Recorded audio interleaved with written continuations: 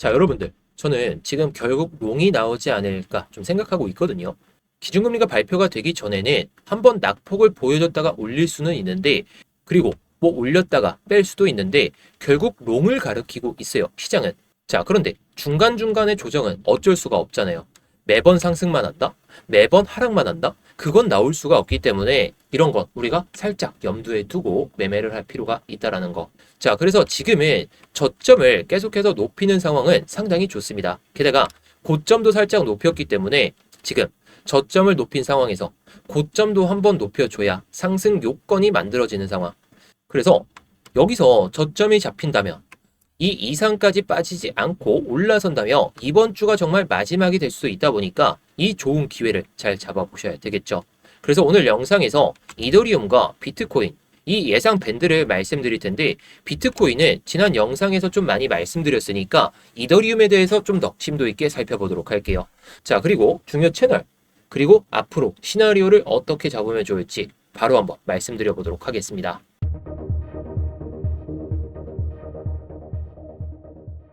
네, 안녕하세요. 10년차 코인 트레이더 이무혁입니다.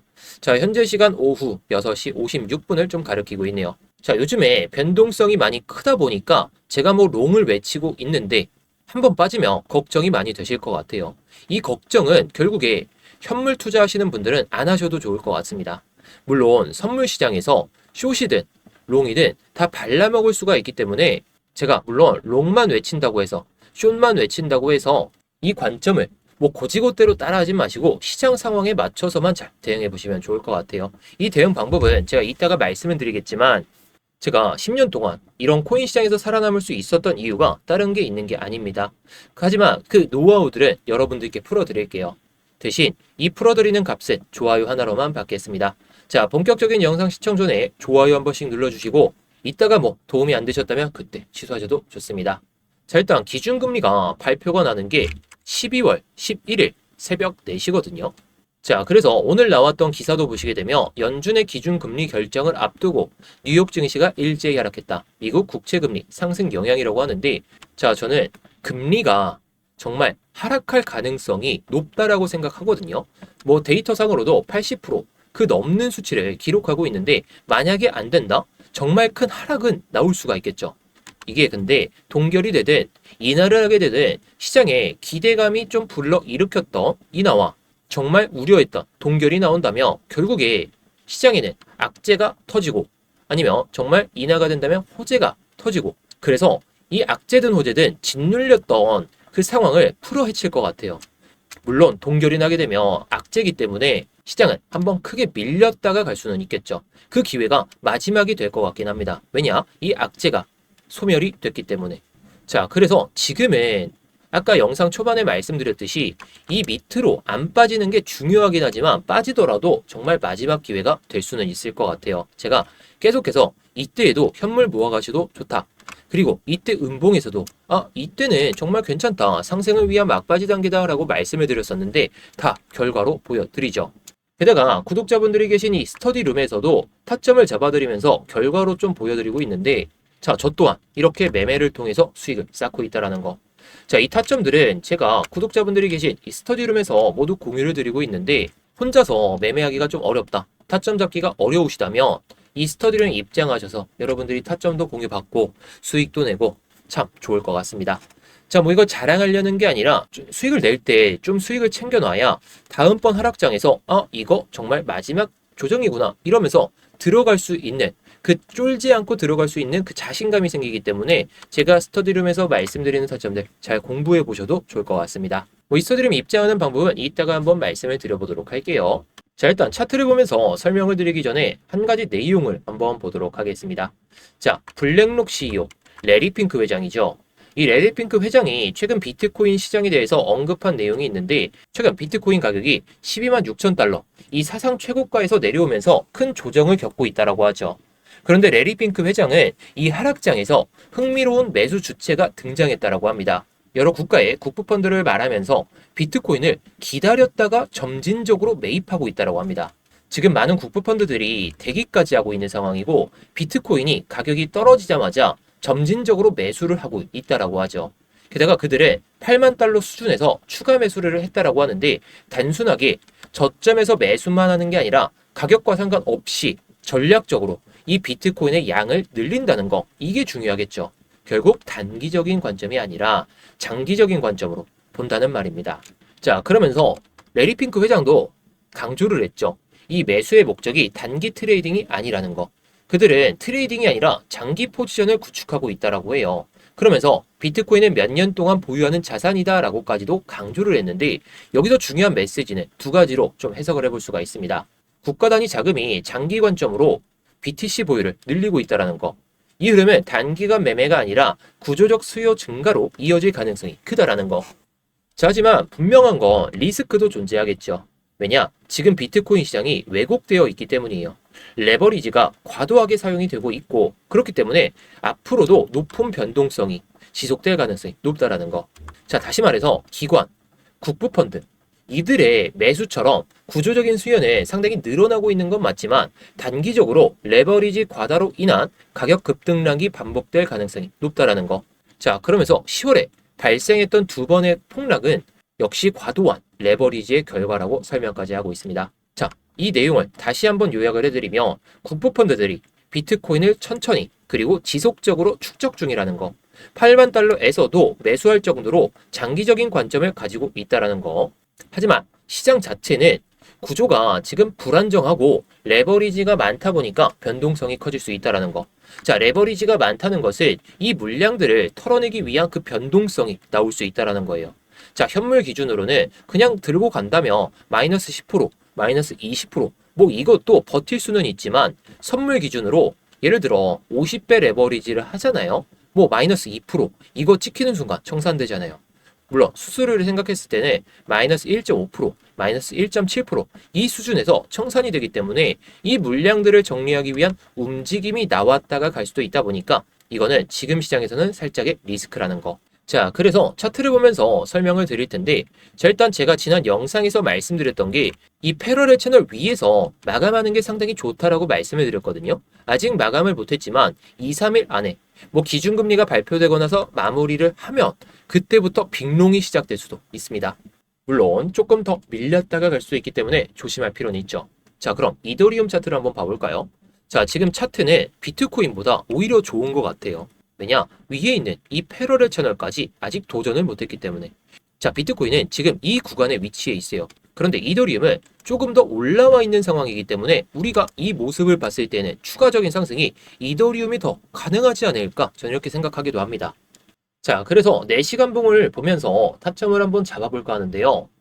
자, 일단 제가 지난 영상에서 타점을 한번 말씀을 드렸던 게 3170달러 이거 저항 맞고 그 다음에 밀리면서 여기서 지지받는 모습 보고 다음 저항을 체크하고 그 다음에 지지받을 때 우리가 3120달러 수준에서 들어가 보자 이렇게 말씀드렸는데 오늘의 관점도 동일할 것 같습니다. 그 이유를 설명드리면 자, 3170달러 여기다가 선을 긋고 보면 딱 이 구간이죠.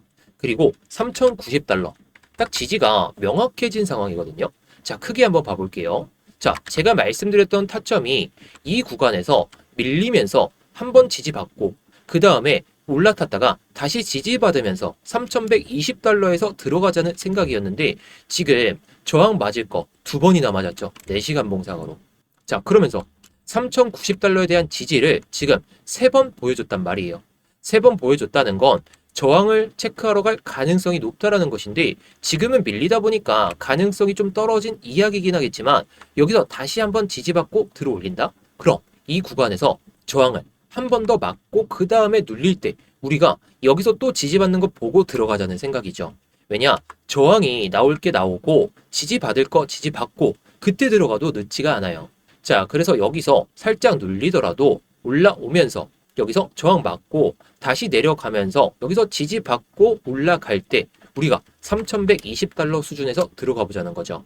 자, 물론 타점을 봤을 때는 여기도 좋고 여기도 좋고 여기도 좋은데 마냥 여기서 지지를 받고 올라갈 것이다? 그건 아닐 수가 있잖아요. 그래서 이건 실시간 대응이 필요하다는 거고 물론 1차 TP 값은 3240달러이기 때문에 여기까지는 좀 보셔도 좋습니다. 좋은데 이게 실시간 대응이 필요하잖아요. 정말 타점이 왔는지 그리고 3120달러라고 말씀을 드렸으니까 여기서 정말 이때 당시에 또 진입을 해도 되는지 이게 상당히 좀 중요하다는 거죠. 자, 그래서 제가 이렇게 타점을 잡아드리면서 실시간으로 좀 말씀을 드리고 있다라는 거. 물론 저는 지금 현물만 들고 가고 있고 선물은 타점이 나오면 들어가려고 보고 있는데 제가 이렇게 수익을 내고 있는 방법에 대해서도 이따가 말씀드릴 거고 이 스터디룸도 입장하는 방법에 대해서 말씀을 드릴 거니까 영상 끝까지만 잘 봐주시기 바라겠습니다. 자, 그래서 관점 2번에 대해서 한번 이어서 말씀을 드려보도록 하겠습니다. 자, 일단 제가 말씀드렸던 관점보단 이 관점이 더 유효할 수도 있을 것 같아요. 왜냐? 3,090달러에 대한 지지가 명확해지지 않고 3,170달러에 대한 저항도 안 나온다며 추가적인 하락이 나왔다가 갈 수 있기 때문에 자, 그래서 이 하락 패러렐 플러스 1.5가 이 파란색 점선인데 이전에도 지지를 받으면서 들어 올렸던 타점이죠. 자, 그렇다고 해서 여기서 바로 들어가는 게 아니라 3,040달러 이거를 지지 받는 거 보고 들어가자는 거죠. 자, 물론 이게 올라타고 이렇게 간다? 그럼 좋겠죠. 그런데 여기서 밀리게 되면 한번 반등은 나올 거예요. 반등은 나올 텐데 또 밀리겠죠. 자, 그러면서 이걸 한번 밀리고 다시 한번 또 밀렸다가 이 구간에서 저항 받고 들어 올린 다음에 지지를 받을 때 들어가자는 생각이다 라고 보시면 됩니다. 물론 결과론적으로 봤을 때 여기도 좋고 여기도 좋고 여기도 좋은데 여기서 들어갔다가 기준금리가 갑자기 뭐 동결이 된다? 그냥 쭉 빠졌다가 올라갈 가능성이 높기 때문에 저는 안전한 자리를 좋아하고 이 안전한 자리만 구독자분들께 말씀을 드리고 있는 거예요. 우리가 안전한 자리에서만 매매를 하더라도 손익비가 좋은 자리에서만 들어가도 좋은 수익을 쌓을 수가 있기 때문에 이런 내용들을 계속해서 말씀을 드리고 있다는 거. 저는 손익비가 좋고 안정적인 자리만 좋아합니다. 그래야 시장에서 오랫동안 살아남을 수가 있어요. 자, 그런데 여기 타점뿐만 아니라 이런 타점이 오더라도 제가 아까 말씀드린 스터디룸에서 공유를 드리고 있거든요. 물론 요즘에는 비트코인이 손익비가 좋아서 롱이든 숏이든 흐름에 맞춰서 좀 말씀을 드리고 있는데 자, 저 또한 수익을 보면서 가고 있지만 이 보조지표를 통해서 타점을 좀 많이 말씀을 드리고 있죠. 자, 요즘에 매매 확률이 상당히 괜찮아요. 거의 100%에 육박하는데 물론 100%가 안 되는 시장이 발생할 수도 있습니다. 보조지표는 후행적이기 때문에.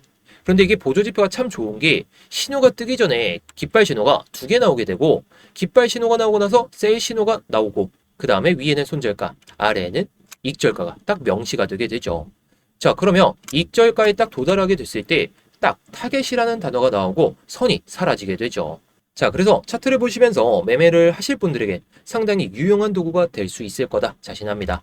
자, 그리고 이후 상황을 보게 되면 아직도 롱이든 숏이든 아직 안 나왔거든요. 제가 생각했을 때는 오늘 시장에서는 롱 타점이 좀 나오지 않을까 보고는 있습니다.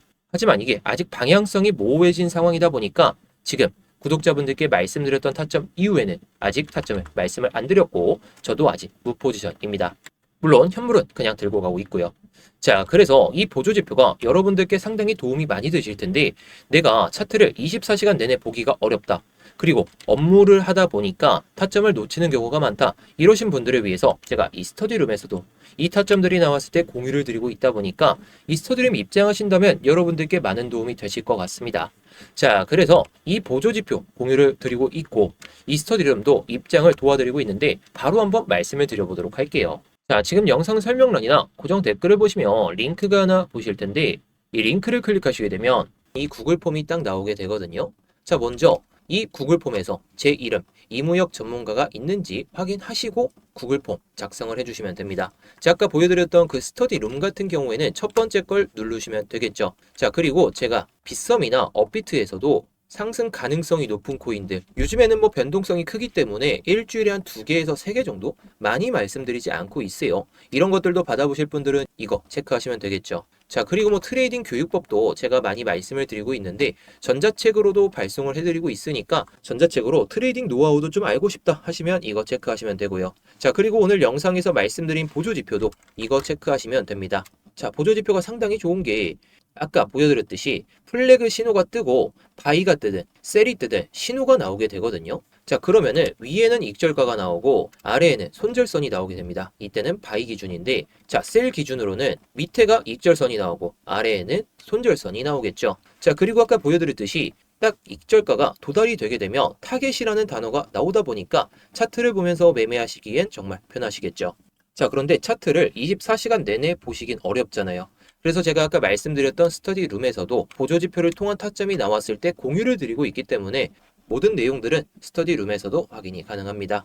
자, 그래서 이거는 뭐 중복 선택도 가능하고 여러분들이 원하시는 거 다 체크하셔도 되니까 원하시는 것에 맞춰서 양식 작성하신 다음에 제출만 해주시면 됩니다. 자, 그런데요, 제 이름이 안 보이거나 이 구글 폼을 작성하는 방법이 좀 어렵다 하시는 분들은 지금 영상에 번호가 하나 보이실 겁니다. 이 번호로 뭐 스터디룸 입장하실 분들은 스터디, 뭐 보조지표면은 뭐 보조지표면 보조라고 보내주시면 되고, 제가 딱 봤을 때 알아보기만 편하게 보내주시면 끝입니다. 참 쉽죠? 어려운 거 없으니까 뭐 편하신 대로 해주시면 될 것 같아요. 자, 그래서 오늘의 관점에 대해서 요약을 해드리면 저는 결국 롱이 나오지 않을까 생각하고 있습니다. 하지만 비트코인이 아까 말씀드린 대로 이 패러렐 채널 위에서 마감을 하는 종가가 발생하지 않는다면 한 번 더 밀었다가 갈 수도 있습니다. 어제도 마찬가지였고 그제도 마찬가지였죠. 뭐 이전에 한 번씩 종가 마감했을 땐 다음날에 오르는 경우가 살짝 있었죠. 뭐 물론 빠지긴 했지만, 하지만 이제 한 번 도전했고 한 번 더 크게 올렸다가 다시 한 번 올라오는 상황이 발생한다? 그럼 단기적으로는 96K와 98K 여기까지는 그냥 시원하게 올리지 않을까, 저는 이렇게 생각합니다. 자, 그래서 지금 시장이 정말 우리가 현물을 잡아두기엔 마지막 기회가 되지 않을까 싶긴 한데, 한 번 더 밀린다면 진짜 마지막 기회가 될 수 있다는 거, 저는 이번 주가 정말 마지막이 될 거다 자신하기 때문에 이렇게 말씀을 드리는 겁니다. 물론 제 관점이 틀리다면 저도 반성해야 되겠죠. 하지만 제 관점은 결과로 보여드리겠습니다. 자, 그래서 제 영상이 좀 많이 도움이 되셨다면 아까 좋아요 눌러주신 분들 좋아요 유지해 주시고, 제 영상을 꾸준하게 챙겨보실 거면 구독도 한번 눌러주시면 감사하겠습니다. 자, 그리고 이번 주에 상승을 바라는 마음에 댓글로도 상승 남겨주시면 제가 댓글을 보면서 많은 힘이 됩니다. 한 번씩 남겨주시면 감사하겠고요. 자, 그럼 오늘 영상 여기서 마치도록 하겠고 다음 영상에서도 좋은 내용으로 찾아뵙도록 하겠습니다.